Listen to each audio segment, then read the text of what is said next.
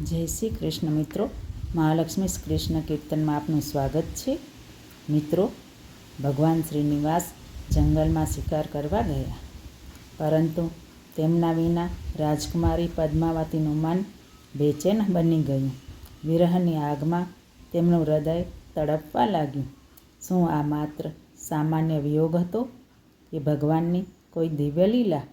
શું પદ્માવતી ફરી શ્રીનિવાસના દર્શન કરી શકશે? આવો જાણીએ શ્રી વેંકટેશ બાલાજી જીવનચરિત્રના ભાગ 7માં પદ્માવતીની વિરહ વેદનાની આ અત્યંત ભાવુક અને દિવ્ય કથા. જય શ્રી વેંકટેશ. પદ્માવતી અને તેની સખીઓ શ્રીનિવાસને પથ્થર મારવા બાદ શ્રીનિવાસની હાલત જોઈને મનમાં પસ્તાવા લાગી અને પોતાની સખીઓ સાથે બગીચાથી રાજમહેલમાં પાછી આવી. તે આ ઘટના માટે હંમેશા ચિંતા કરતી હતી. જ્યારથી પદ્માવતીએ પરપુરુષ શ્રીનિવાસને જોયા ત્યારથી તે મનોમન પ્યાર કરવા લાગી. રાજમહેલમાં ગયા બાદ પદ્માવતી પહેલાંની જેમ ઉત્સાહમાં નહોતી. હંમેશા શ્રીનિવાસને જ યાદ કરતી હતી.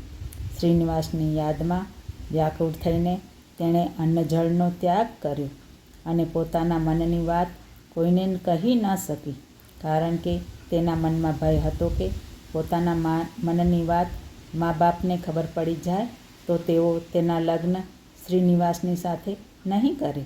આમ વિચારીને તેણે મનની વાત પોતાની સખીઓને પણ ના કરી અને ચિંતાથી તે દિવસે દિવસે સૂકાતી જતી હતી. અન્નજળનો ત્યાગ કર્યો, સખીઓ સાથે રમવા ફરવાનું બંધ કરી દીધું. હંમેશા વિચારવાને લીધે ઊંઘ પણ આવતી નહોતી. આ પ્રકારની વેદનાથી પદ્માવતી બીમાર પડી ગઈ. પદ્માવતીની આ હાલત જોઈને આકાશ રાજાએ રાજવૈદોને બોલાવીને તેની સારવાર કરાવી અને ભૂત વૈદોથી દોરા તાવીજ બંધાવ્યા. પદ્માવતીના નામથી મંદિરોમાં પૂજાપાઠ થવા લાગ્યા. છતાંય પદ્માવતીની તબિયત ન સુધરી અને વધારે બગડતી ગઈ. છતાંય પદ્માવતીએ પોતાના મનની વાત કોઈને ન કરી.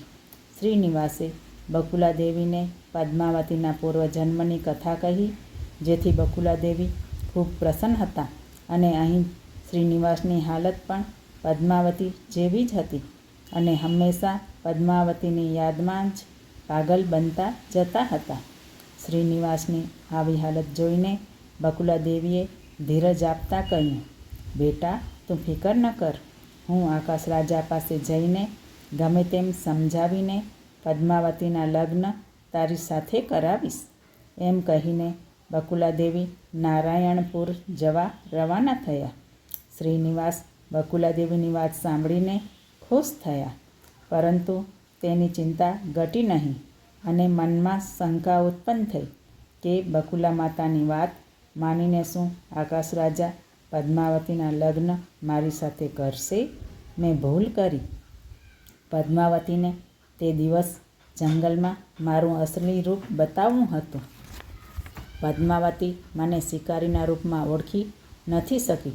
અસલી રૂપ બતાવ્યું હોત તો તે મને ઓળખી જઈને લગ્ન કરવા તુરંત તૈયાર થઈ જાત. એમ વિચારતા શ્રીનિવાસ બેચેન થઈ ગયા. શ્રીનિવાસના મનમાં એક વિચાર આવ્યો અને પછી તેણે નિર્ણય કર્યો કે બકુલાદેવીના પહેલાંથી જ મારે પદ્માવતીને મળવું જોઈએ.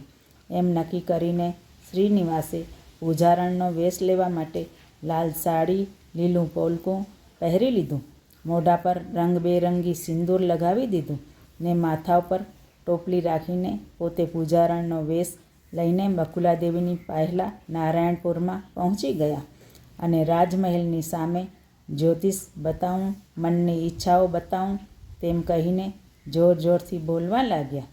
પૂજારણનો અવાજ સાંભળી ધરણી રાણીએ તેને બોલાવી અને પદ્માવતીને બતાવીને કહ્યું કે આ છોકરીના મનની ચિંતા શું છે. અગર સત્ય બતાવીશ તો મોટું ઇનામ મળશે. પૂજારણે પોતાના માથેથી ટોપલી નીચે રાખીને તેમાંથી સૂપડું કાઢ્યું.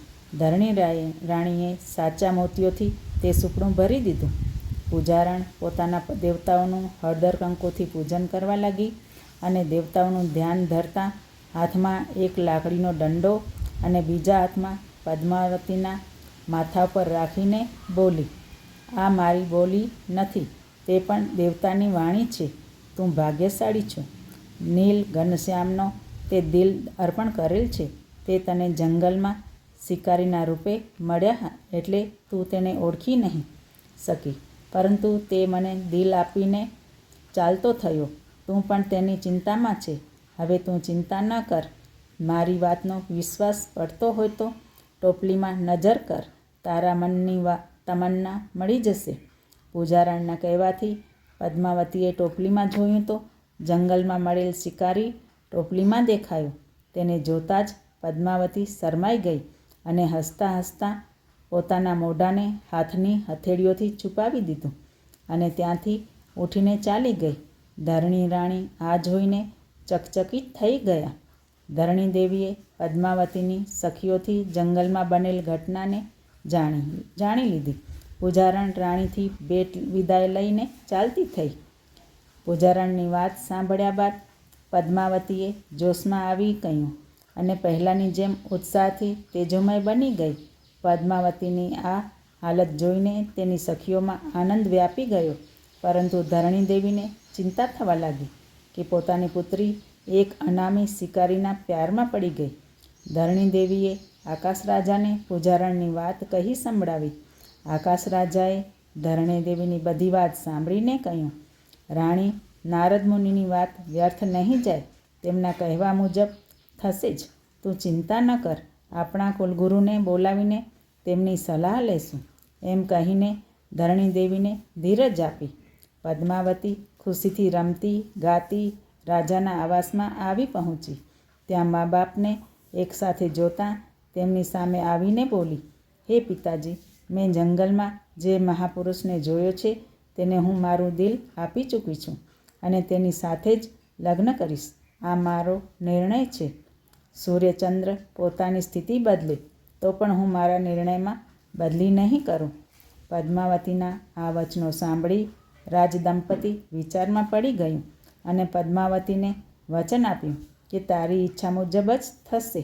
આ વાત સાંભળી પદ્માવતીને સંતોષ થયો અને ત્યાંથી ચાલતી થઈ. બકુલા દેવીએ આકાશ રાજા પાસે જવા પહેલાં વરાહ સ્વામીને મળીને શ્રીનિવાસની હાલત વરાહ સ્વામીને બતાવી અને તેમના આશીર્વાદ લઈને નારાયણપુર જવા રવાના થયા. નારાયણપુર જઈને બકુલા દેવીએ આકાશ રાજાના દર્શન કર્યા. રાજા અને રાણીએ બકુલા દેવીનું સ્વાગત કર્યું અને વિનયપૂર્વક નમસ્કાર કરી અને તેનો આદર સત્કાર કર્યો. બકુલા દેવી રાજા રાણીનો સત્કાર જોઈ ખુશ થયા અને તેમને આશીર્વાદ દીધા. આકાશ રાજા બકુલા દેવીને પૂછે છે, માતા, આપનું શુભ નામ શું છે? આપ શું કામ માટે અહીં પધાર્યો છો? હું આપની શું સેવા કરું? આકાશ રાજાના આ વચનો સાંભળીને બકુલા દેવી બોલ્યા, હે રાજન, હું શેષાંચલ નિવાસીની છું. મારું નામ બકુલા માલિકા છે. હું મારા પુત્રની સાથે રહું છું. મારો પુત્ર અસામાન્ય વીર છે. સમયના પ્રભાવથી હાલ નિર્ધન છે. મારા પુત્રએ શિકાર રમવા જંગલમાં જતાં આપની પુત્રી પદ્માવતીને જોઈ અને તે તેના પ્યારમાં પડી ગયો છે. તેણે પદ્માવતી સાથે લગ્ન કરવા નિર્ણય કર્યો છે. મારો પુત્ર શ્રીનિવાસ વિષ્ણુનો અવતાર છે, એટલે મારા ચિરંજીવ સાથે પદ્માવતીના લગ્ન થાય તો આપ ધન્ય થઈ જશો અને એ પણ સત્ય છે કે આપણને પણ પરમ પવિત્ર મોક્ષ મળશે.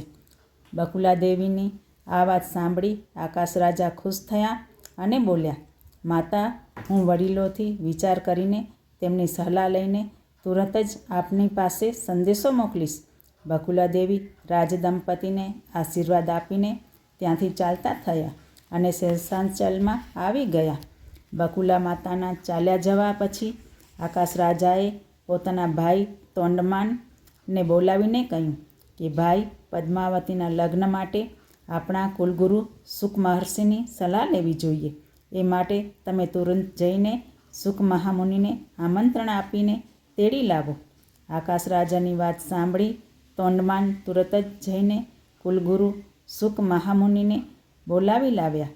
રાજા શુક મહર્ષિનો આદર સત્કાર કરીને પદ્માવતીની વિશે જંગલમાં જે બનેલ તે ઘટના અને બકુલાદેવીનો શ્રીનિવાસના પદ્માવતી સાથે લગ્ન કરવાનો સંદેશ, પૂજારણનું પદ્માવતીના ભવિષ્ય વિશે કથન અને નારદ મુનિનું કથન આદિ વિષયોને સવિસ્તારથી સુખમુનિને સમજાવ્યા. સુખ મહામુનિએ રાજાની બધી વાતો સાંભળીને રાજાને કહ્યું, હે રાજા, તું ભાગ્યશાળી છો. શ્રીનિવાસ સામાન્ય માણસ નથી, તે વિષ્ણુનો અવતાર છે. સાક્ષાત વિષ્ણુ તમારો જમાઈ બને તે તમારા પૂર્વજન્મના કર્મનું ફળ છે, માટે મોડું ન કરો. આ લગ્નની તૈયારી કરો. સુખ મહામુનિના વચનો સાંભળીને આકાશ રાજા, ધરણીદેવી, તોંડમાન, વસુદાન, પદ્માવતી અને બધા લોકો ખુશ થઈ ગયા. જય શ્રી વેંકટેશ. મિત્રો, તમને સારું લાગે તો મારી ચેનલને સબસ્ક્રાઈબ કરજો, લાઈક, કમેન્ટ કરજો. બાજુમાં આપેલ બેલના બટનને પ્રેસ કરીને નોટિફિકેશન ઓન કરી દેજો, જેથી પહેલો વિડીયો તમારી પાસે આવે. મને સાંભળવા માટે ધન્યવાદ. જય શ્રી કૃષ્ણ.